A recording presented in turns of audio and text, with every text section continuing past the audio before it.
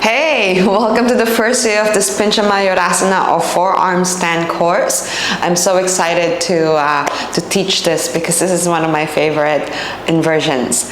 You're here because you feel comfortable already with your headstands and you want to progress. If you're still not comfortable with your headstand, I highly recommend for you to explore the first program, which is about headstands, and progress from this one because it gives you a better foundation coming from headstand to Pincha Mayurasana. So it's just basically the evolution of the practice. Today we're going to talk about the foundation of Pincha Mayurasana, which is very similar with your headstand, and focusing more on finding the balance instead of having your legs both kicked up towards the sky. So let's talk about the foundation. Same thing with your headstands. Your elbows should be aligned towards the shoulders, and option to bring your palms together or palms down. There's pros and cons between the two.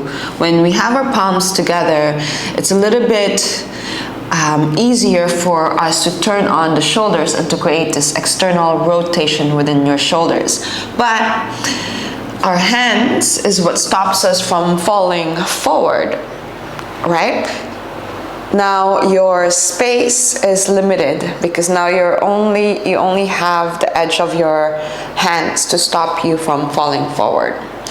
The positive things about having the palms down is that you can press. There's enough space for you to push down to prevent you from falling forward. However, if you are tight with your shoulders, your hand will start to internally rotate. Your shoulders will start to internally rotate. They'll start to come close together. So we really want to be able to turn the external rotation of the shoulders on and protract through the scapula. And when we're tight, they'll start to go together. When we have our palms together, it's a little bit easier to turn that on. So I invite you to explore both, and eventually through practice, you'll start to feel comfortable with both, and you'll realize which one is a little bit accessible for you. For me, I definitely found having my palms together a little bit more easier, but if I'm gonna press into my Pincha Mayurasana, then palms down is a little bit easier for me. So you can explore that. Now, stacking your elbow, just like headstand, is essential. So we can push the floor away, pulling the ribs in. Now, when we're not pushing enough, or our press is not strong enough to push down, what happens is we're going to start to lean forward and we'll start to collapse in our shoulders. So the key is to really push away from the hands and the forearm to push yourself back to keep yourself aligned. Now, if you're preparing yourself to jump up, to kick up into your Pincha Mayurasana, if you're here, your shoulder is not aligned towards the elbows and you kick up, what happens is you get banana back, or you look forward and you just kick up like this. And this is very common for a lot of people. And they can't find their hold because their foundation is not perfect, not aligned. So again, making sure that you have that stacked and you're leaning enough forward and your gaze absolutely matter. So if you gaze too forward, what happens? Look at my shoulders. What happens to my shoulders? It goes forward. Your energy goes where your eyes go. So finding your gaze and making sure that you're able to stabilize your gaze. That's why we do a lot of vision drills in our practice, in my classes, because we work with the nervous system. So having your eyes to completely stabilize and gaze and fix at one point can help you focus and can help your nervous system feel safe as you kick up. Now, the secondary is pushing, protracting through the shoulders, externally rotating the shoulders, and then your eyes, and then your ribs. Your ability to pull the ribs in. If you've taken the headstand course, we worked a lot on that, pulling the ribs in, which we are going to continue working on this one because it's exactly the same alignment except your head is up now instead of on the floor if you're on bounded headstand. So pushing tall, pulling the ribs in, gazing between, I like to gaze between my wrist. That's where my point is. So walking your feet forward and pushing away as you walk your feet forward. So there's that resistance. You lean and you push. You lean and you push. So opposing forces.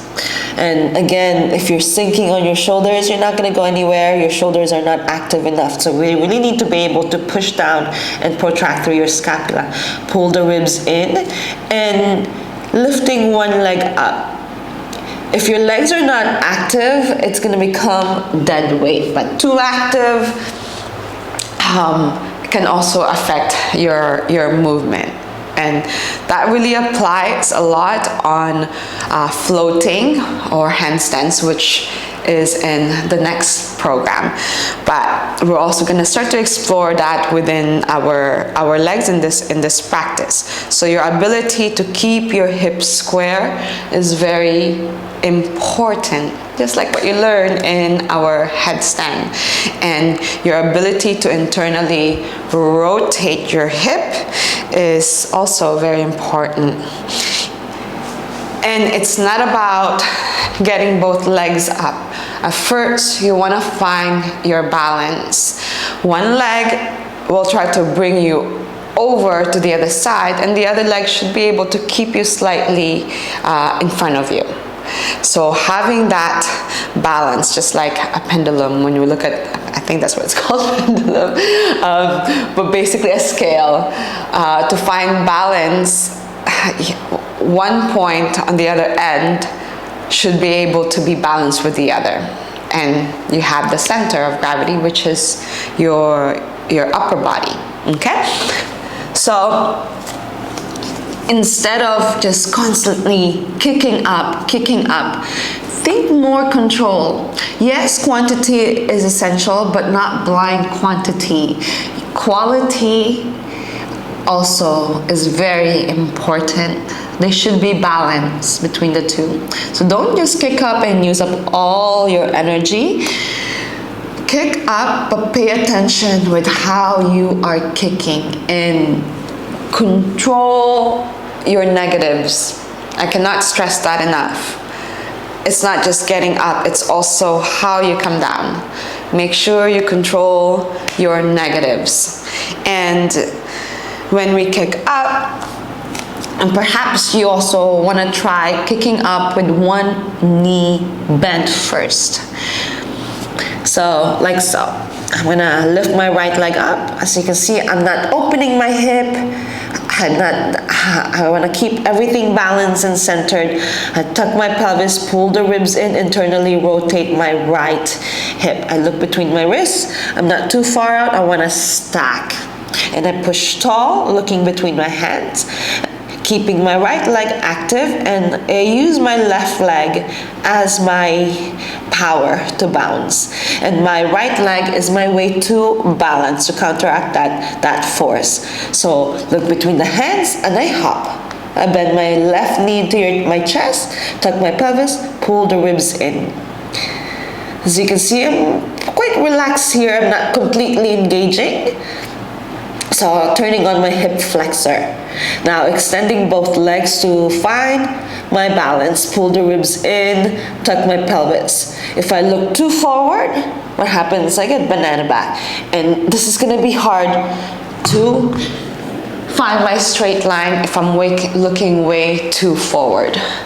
To find a straight line, I need to shift my gaze, I need to push tall, I need to start from the bottom before the top. So really pulling the ribs in and then start to adjust with the legs to come up, if that makes sense.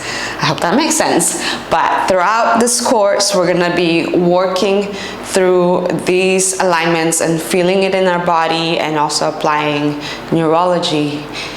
So also a lot of mistakes that people do is they keep kicking with straight legs, trying to bring their legs together. Like I said before, we want to be able to keep, I would highly recommend to find the balance first by maybe bending one knee into your chest or creating a V shape. and lots of big mistakes is they look too forward, they lift their head up, and they kick up and getting both legs up and hoping for the best, which is not ideal. Setup is the key into this practice. So option 2, lift one leg up, hip square, and then bend one knee to your chest. As you can see, I got my gaze between my thumbs and I look for stacking. And once you find the balance, you can start to straighten out the leg. Or option 2, when we kick up, think of V shape. And you find that balance, then slowly bring your legs together. Ribs in, tuck the pelvis, and start to open up the shoulders to find the straight line. Like so. Yeah, you might think, oh, she does it so easily.